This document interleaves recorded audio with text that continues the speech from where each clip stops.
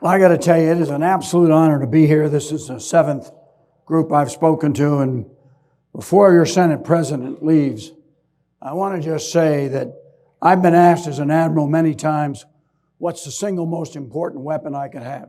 Do I need another aircraft carrier? Do I need another wing of fighter planes? No. I need energy independence. And his comprehensive approach that he described is absolutely extraordinary. I've been around the country, as I just mentioned, and it's the best explanation of that I've seen in a very long time, and I'm grateful that he got it out there. You know, it's a joy to come out to the counties because, sure, I know we've got parties in the states, but you all have demonstrated through crisis after crisis your ability to put party aside as George Washington did. George Washington was the antithesis of parties. He was very concerned about them. And your bipartisan approach to solving the problems of crisis is extremely important. I wonder if they'll put up that first slide and get my funny face off of there. You know, there we go. That's a lot better. Well, I'm from Mount Vernon, at George Washington's home, not Washington. I know Washington, D.C. is a little suspect out here in the country. I remember years ago, I was the wing commander of 70 aircraft that chased submarines up in Brunswick, Maine. And there's a great old governor up there and a great guy that ran for Congress a couple of times named Jock McKernan. And the second time he was running for Congress, he was out talking to the fishermen down on the old wharfs in Maine, don't you know? Maine's a funny place. They speak kind of funny too. Old fisherman, he says to Jock, he says, you've been down in Washington now a couple of years. I hear, hell, there's a lot of smart people down there. Jock, he says, yeah. Said a couple of minutes later, I hear there's a lot of stupid people down there too. Jock, he says, yep. And he looks at him again. He says, I hear tell it's getting hotter and hotter. Tell the difference between the two. And you know, Washington's a funny damn place, but George Washington is not. And he brings to us and these other great people this extraordinary ability to deal with crisis. We're going to take a strategic approach to that. Now, you all have worked very hard through a number of crises here in recent times. And I think if we pause, we look at Washington, Lincoln, Roosevelt, and Churchill, it'll give you confidence that you've done a heck of a job. Now, why think about Washington at all? He's about 240, 250, 260 years old, isn't he? Why is he relevant? Well, you know, he started in county government. His very first job as an 18-year-old was as a surveyor of Culpeper County. Guy had an extraordinary background. I know a lot of you are from agricultural counties. Washington was an extraordinary farmer. That in his own hand is his 7-year crop rotation plan. So this guy understood our problems then. He understands our problems now. Talk about infrastructure and roads. The Secretary was just talking about that. One of his great concerns, remember now, as a surveyor, and as a guy who fought in the French and Indian War, he's the only founding father who has any sense of the West. In those days, you were the Wild West, right? He wondered, how are we going to keep Kentucky in the Union, literally? Because he knew something about rivers. The Ohio and the Mississippi, everybody was going to go to New Orleans, and Spain would have controlled this whole part of our country. There's an extraordinary number of lessons we can get from him. Now, I did not make this up. This is a fact. Yes, George Washington was a distiller, and he produced a damn fine rye whiskey. Not bourbon, but good rye. You produce your share of rye, too. And as the 16-year head of the Distilled Spirits Association, I got a greater appreciation of Kentucky and fine bourbon as you can well imagine. I've got about as good a collection as some of you. But Washington was a value-added farmer. He knew you couldn't just have land. The land had to make money. Had his own grist mill. Understood the importance of that. Had his own indoor thrashing barn, which he designed himself. And got smart after his presidency and became a distiller. That became his best cash crop. Some of you probably know that. Now, how many of you have seen the play Hamilton? Yeah, the rich kids. Okay, well, nice of you to join us. We're glad you could afford it. Now, Hamilton and Washington really become the first chief financial officers of the country. He knows we got to have a national bank. We got to be able to pay our debts.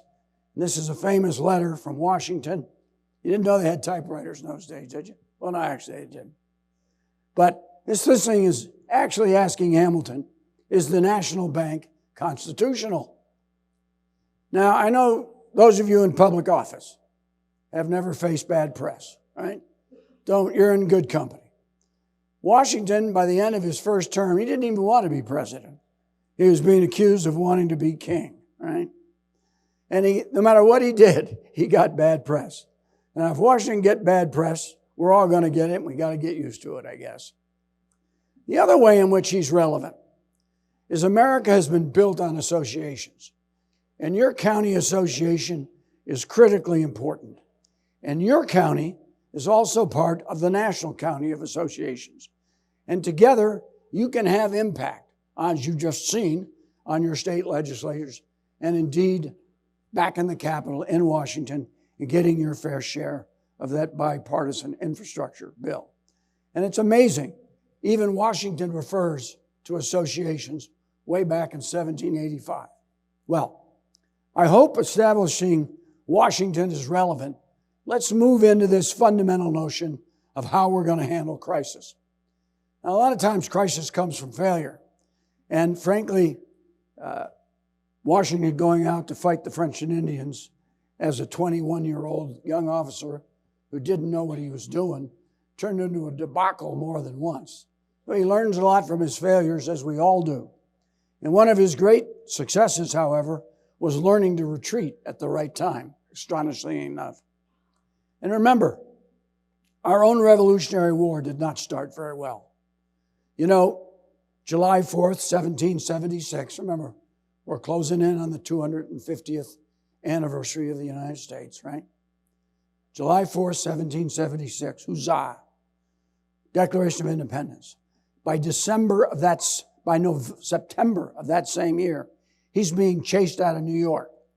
Now, New York's not a bad place to leave behind. No, I didn't say that. But he's being chased out of New York. He's running for his life. He's keeping the army together. He's making sure that he doesn't take on the British before he's ready. As he comes out of this great time of crisis and trouble, now we get into something a bit more serious. He begins to understand the value of having a strategy, a really serious plan that will work. Now, we're not going to spend an hour today having a boring strategic discussion, but I do want to make three fundamental points. That getting the strategic vision right for your county and your state is essential. Because in times of crisis, you're going to have to demonstrate strategic patience, which is rarely put into crisis plans. You're going to have to be able to stay the course with great determination, as Washington, Lincoln, Roosevelt, and Churchill all did. And yet you're going to have to be strategically agile. Let's just take a brief look at that. So stop and think now. Go back in time. Not too many of us were there. Maybe the Senate president was, not sure.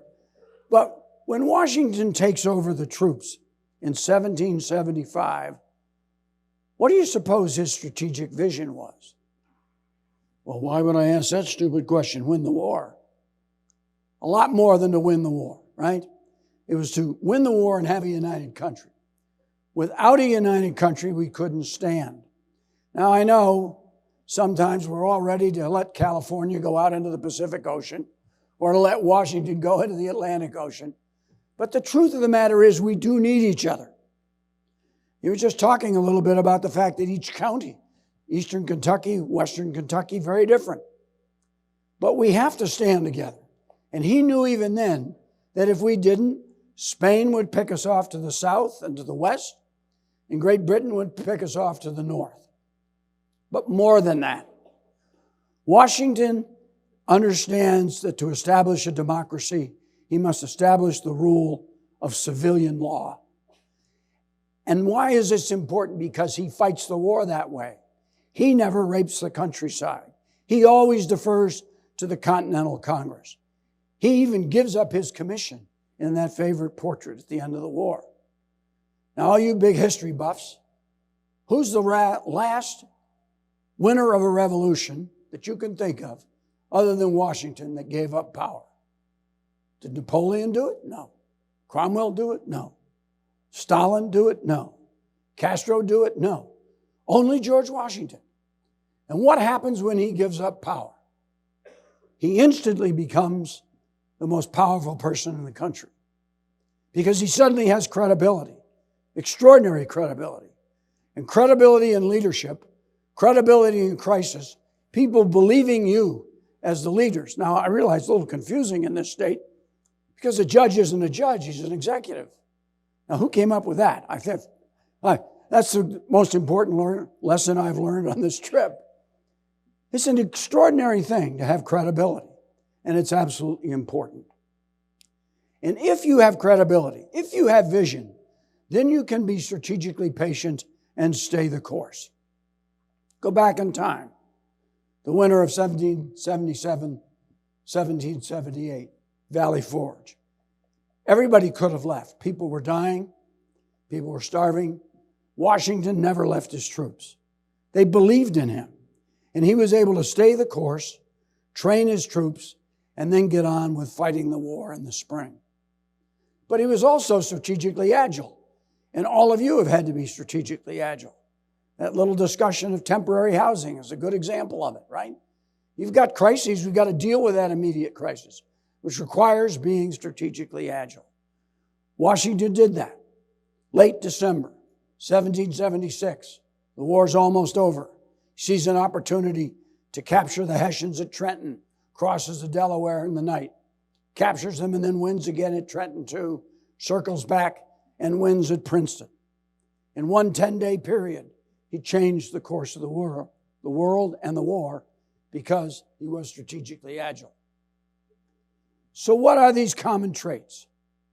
Now, that's an awfully dense slide, and you're happy to take a picture of it or we're happy to send them to you. But these are the 8 elements of strategically dealing with crisis that all of these 4 greats did. Now let's go back and we're going to take a look at each of them. So we're going to take a quick look at this: controlling fear, effective communications, all the way down to forging collaboration, which is always the great force multiplier. And finally, recognizing and capitalizing on opportunity. Well, let's think a little bit about fear. Now, remember when COVID hit? Nobody knew what to do. How are we going to get our food, right? Now, remember the first time you went to the grocery store? Now, I got to tell you, my wife and I have traveled the world, right? We've been everywhere. She's intrepid. But now we're trying to figure out how are we going to handle this. Okay, it's time to get toilet paper, time to get some cereal, it's time to get eggs and butter. So we have a great strategic plan.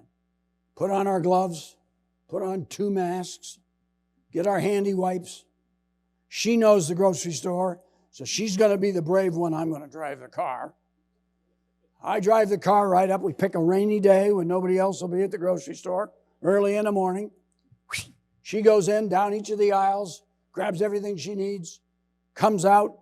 I jump out of the SUV, throw everything in the back, drive home. And what do? Put all the groceries in the garage for 2 days so the cooties get off of them. Oh, my God. We were all living in fear, weren't we? Now, you and I, we're all leaders. And think of our own anxiety. Think of all the people that follow you, that count on you for good information. So being realistic and understanding fear and anxiety is tremendously important to how we lead and manage in times of crisis. We can't have people panicking. Now, one way to deal with it, one of the things that distressed me so much, the talking heads on television, over and over again, this is unprecedented. This is unprecedented. Baloney. We have had so many epidemics in the world and in the United States? Of course we can do this. And one of the best things to be able to say is, this has happened before, and when we come together as a people, there is nothing we can't conquer. When we collaborate together, right? As Americans, as Kentuckians, we can do this. That is the actual letter which George Washington wrote to Colonel Greer, who was in charge of recruits, telling him to inoculate the new recruits. What an extraordinary thing. We're in the middle of a revolution. You talk about change and crisis. It's a political crisis. It's a war crisis. It's a cultural crisis. And now he's got a health crisis. We've got a smallpox epidemic. Of course we can do this. We can get by tornadoes. We can get by floods if we help each other and come together and put politics aside. And that was Washington's message. That was Lincoln's message over and over again. Now, critical to that is getting control of misinformation. Now, in the old days, when it took 6 weeks for a letter to go from one part of the country to other, it was a hell of a lot easier to control information. Now, with Facebook and Twitter and this and that, it is very hard to control that information. But who do people believe? They believe you. They believe the local leaders that they know. We have to be out there communicating. We have to be out there being visible. Interestingly enough, all the studies show that the people they believed, they ended up not believing people on TV at all.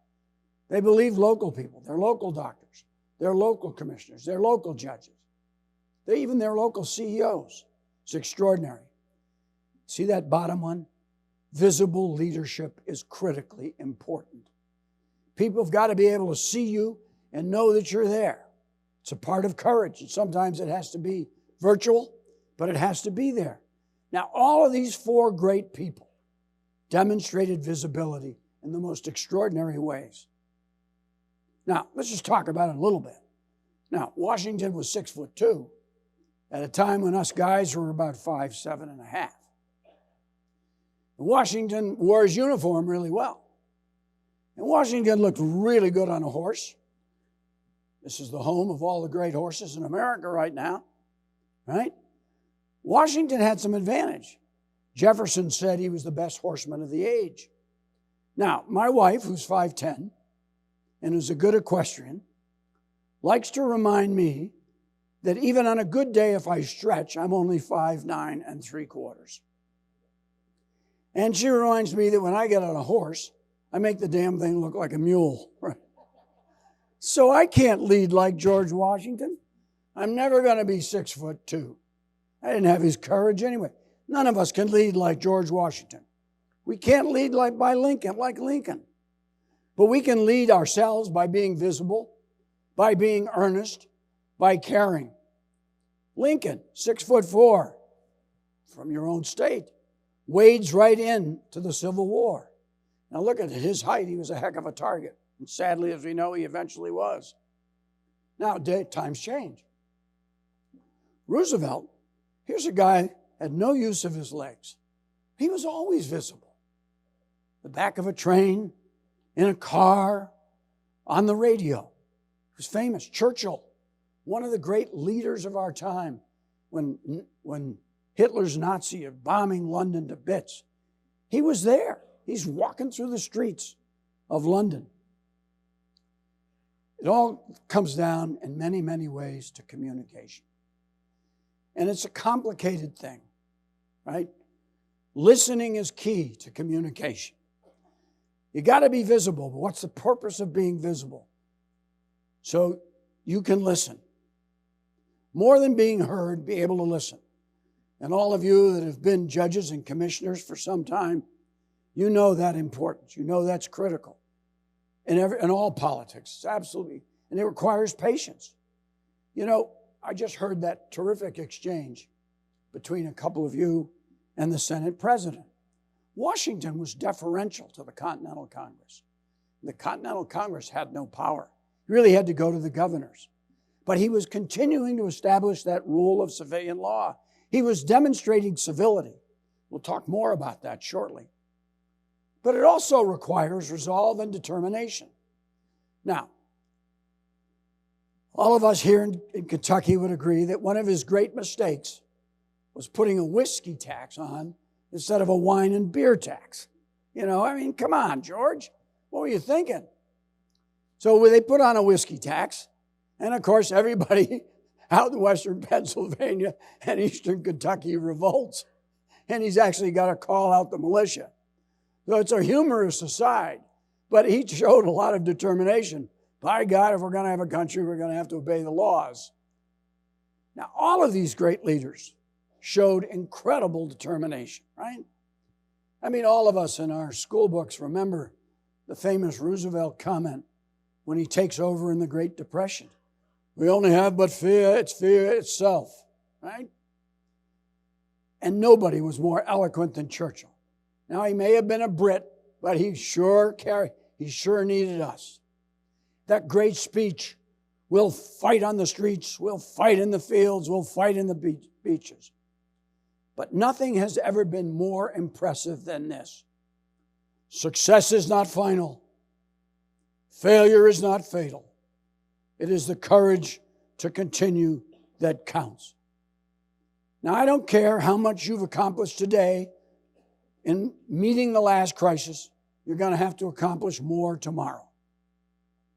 And I don't care how bad it is, and we're all going to make mistakes.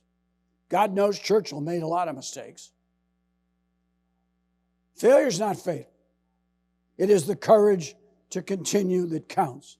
And your people, our people, are counting on our leadership through tough times, through times of crisis. It is the courage to continue that counts. Now, it also requires an initial plan, just like moving that temporary housing out into the flood area or out into the tornado area recently. Perfect example. Now, I'm the only one in the room who was alive when this took place. I'm 81. That took place in 1942. Any of you recognize that? Got any Army guys in here, ex-Army guys? Got a few of them, okay. Any ex-Navy guys? Well, we got a few. And by the way, just remember the most important thing you can take away from today is the U.S. Navy is the most important service. Don't forget that, right? Sorry, Army, sorry. I take it all back. But on this particular day, what an extraordinary example of collaboration. This is the famous Doolittle raid, right? 5 seconds or 5 minutes over Tokyo. 12 brave Army crews learned to fly an Army bomber off of a U.S. Navy aircraft carrier. The aircraft carriers weren't nearly as big then as the ones I flew off of, right? Nowhere near. We moved halfway across the Pacific. We launched these 12 crews over Japan. Now, why did Roosevelt do that? Is he sending a message to Japan? Hell no. He's sending a message to the American people. We can take this war to Japan. We can win this war. It was an initial action, right? 9 of those crews made it. They crash land. It was a one-way mission. Crash landed in China. 3 of them paid the ultimate price and crashed into the China Sea. But we sent a message. It was an initial plan. In a crisis, we've got to have an initial plan. We've got to show the people that we have courage, they have courage, we'll be able to continue. But then it requires a long-term plan. I heard that discussion here today too. Entirely relevant. How are we getting ready for the next one? If we build these new dams, if we build these new bridges, will they be sustainable in the next crisis? Now that's critical. And that's much harder. It's not as sexy. It's not as quick, right? We're going to have to get all the data. We're going to have to be persistent. We're going to have to hang in there. And as you heard the Senate president very honestly say, resources are always scarce. If I put resources here, I don't have them to put there. We have to come together and make those decisions. Now, this is a perfect example. See that script? That script is the staff member of George Washington's staff creating their spy network. That's their code. Washington had to have intelligence, and it stood him in good stead throughout the Revolution. It stood him in good stead even as president, as a politician. But now today, we get to almost too much data, right? We've got to sort through that data, but we've got to have it. And the other thing is, as leaders, see the bombers being built. So this is Roosevelt before he has committed us to war, before Pearl Harbor. He knows that he has to be strategically patient. He cannot thrust America into the war in 1939 or 1940. We're coming out of a period of isolation after World War I. Why the heck are we going to have to go back and fight Europe's war again?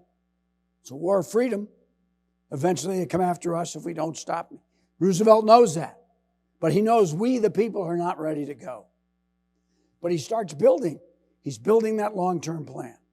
He's turning the Boeing plants and other Lockheed Martin and other aircraft plants at that time, starting to build bombers, getting ready to go. You as leaders have to start that process even before your constituents are ready to come forward. And we have to sell it. We have to sell it going forward. That wonderful quote from Lincoln at the end of the Gettysburg Address. It is rather for us here to be dedicated to the great task remaining for us. Success is not final. One success has to lead to another. Lincoln is saying exactly the same thing in different but very beautiful words. Now, I want to finish up by talking about collaboration. All of you, as county judges, commissioners, leaders in counties, you live by collaboration. You can't get anything done if you can't get 3 votes or 5 votes, whatever it is necessary, right? Collaboration requires civility. And that, it seems to me, is one of the things that is most concerning in the United States today. There is far too little civility. And if you look at some of these great statements, look at what Washington said in his personal letter in 1795. I fear that with political parties, victory will be more important than truth. Look at that writing by Franklin Roosevelt. That is so poignant. He wrote that for a speech 2 hours before he had his massive stroke and died. Those are his last written words. That we must develop a culture of civility. A culture of civility. Look at what Lincoln says. I'm not going to be angry at those people who didn't vote for me. I'm the president of the people. We've really got to start to cultivate that.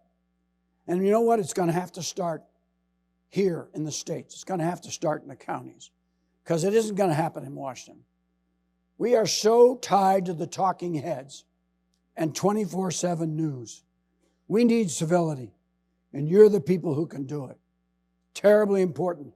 Send that message to Washington. Now, collaboration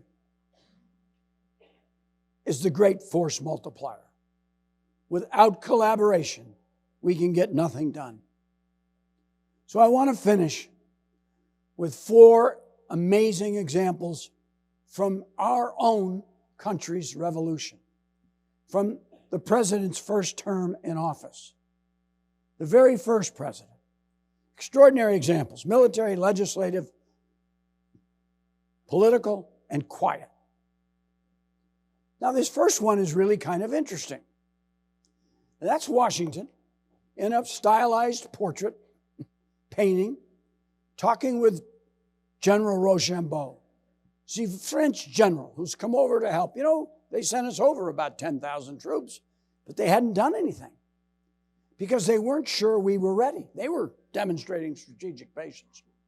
Finally, at the end of the war, the British general in charge of things, sends a bunch of troops to South and North Carolina because the other group had been getting beat up by General Nathaniel Greene, general malaria, and general yellow fever. They needed help. Now, when he does that, Washington says, let's attack in New York. Remember, we'd been run out of New York 6 years earlier, right? He wants to punch them back. Rochambeau says, my dear General, if you do that, you'll get your hat, backside, and overcoat handed to you. They do a little foray, come up around Yankee Stadium. And the British are down around what you know as Central Park. They start the artillery barrage, and Washington says, my dear General, you're right. Now, he trusts him. He listens to him. And Rochambeau convinces him, why don't we march 400 miles in the heat of the East Coast summer, August and September. We'll race to Virginia. We'll send the great French Navy, which, by the way, has not beaten the British Navy in 100 years, but they did this time. Trust him. We win the Battle of Yorktown. Collaboration requires listening and trust. A spectacular example from our own history. All right, I know we got a lot of scholars in the room. I'm going to pick on this guy right here. What part of the Constitution is the Bill of Rights in? He's right, it's not. He got it. It's not in the Constitution, is it? It's the first 10 amendments. Now go back in time. I know several of you were there. I see a couple of folks out there as old as me. That great long hot summer of 1787 in Philadelphia, they write the Constitution. Article 1, legislative branch. Article 2, executive branch. Article 3, judicial branch. 4, 5, 6, and 7. But they can't get the Bill of Rights done. They trust George Washington. They trust Madison, the father of the Constitution. They say, look, go home, ratify the Constitution, come back. Remember now, this is when things were civil. Come back, and in the first session of the first Congress of the United States, we will pass 10 amendments and have a Bill of Rights. Ooh. Let's see. The last amendment took 25 years. So 10 times 25, 250 years, we'd still be at it, trying to build a Bill of Rights. Now, can you imagine, all of you with your great political backgrounds, can you imagine the amount of trust that took, the accurate perception it took, understanding the people that were there, why they had to go home and why they had to do it? The Bill of Rights is a great example of collaboration. Now, all you rich kids that have seen the play Hamilton, you can't answer this. Why do I have the National Bank and the original depiction of the Washington, D.C. Capitol together? Right? It's the greatest compromise in the history of democracy in the world, ever. It's extraordinary. The South, Jefferson and Madison, are now getting a little nervous about the North. They don't want to have a capital in New York. I don't blame them. I wouldn't want to have a capital in New York either. And they didn't want to have a capital in Philadelphia either. Philadelphia in those days was kind of snooty. It was the cultural center of the United States. They wanted the capital in the South. Hamilton wants a national bank. Washington wants a national bank. Jefferson hosts a dinner for Madison and Hamilton. Madison, who's Speaker of the House, agrees to give the votes of the South to Hamilton for the National Bank, and Hamilton agrees to deliver the votes of the North for the capital in the South. Collaboration requires compromise. You got to listen, you got to be civil, and then you got to compromise. It requires communication. And finally, it requires extraordinary patience and persuasion. Now, Washington learns the power of quiet. He's not a great speaker anyway. As a young man, he's quite fiery, he's quite arrogant. By this time, he has learned the power of his perception. And throughout the entire Constitutional Convention, he only speaks 3 times. Opens it, closes it. He speaks once on the subject of proportionment. Otherwise, he does all his work behind closed doors. Many of you, in your political debates, do everything you can to avoid having confrontation in public. You try and do as much as you can privately behind doors. It makes all the sense in the world. I'll tell one little tale on myself. Yeah, I've been married 58 years. Sometime around our 50th wedding anniversary, and I know all of you have spouses that are very logical, but we all have these little debates with our wives, our spouses, our husbands, right? And I decided she'd been pretty illogical. You know, and I said, finally I got her. She said, ABC here. 5 minutes later, she said XYZ. Now, in my best honey voice, I said, now, honey, don't you see how illogical that is? Couldn't you just once admit you were wrong? Ooh. Ooh. She looks at me with those steely blue eyes, slightly taller than I am, and says, haven't you learned anything after 50 years of marriage? You never win an argument on the day you argue. You never win an argument on the day you argue. To the degree that we can be civil, to the degree that we can avoid confrontation, we can greatly increase our ability to communicate. In Washington, despite his enormous stature, as by far the most popular person in America, Revered St. George learned this very, very well.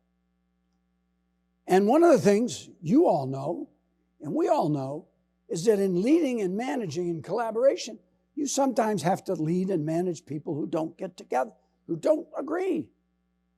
Hamilton and Jefferson were at daggers' points, right? Washington had to control that. In that wonderful picture of Lincoln, you're president. 5 of those people in that picture were his political rivals in the primary. One of them called him a long-armed, hairy ape. And yet, there he is in the cabinet. He needed him. He put his own ego aside, put the best people, both of them did, put the best people they could in place, and then managed those differences. Civility, communication, collaboration. So as we wrap up, you all have been through an extraordinary number of crises. The big one with the pandemic, social unrest. You've had tornadoes. You've had floods. It's been a very tough couple of years, for Kentucky especially, but around the country. As we plan, as we look forward, as we think about the next strategic vision for your county and for the state, consider these things. Be prepared.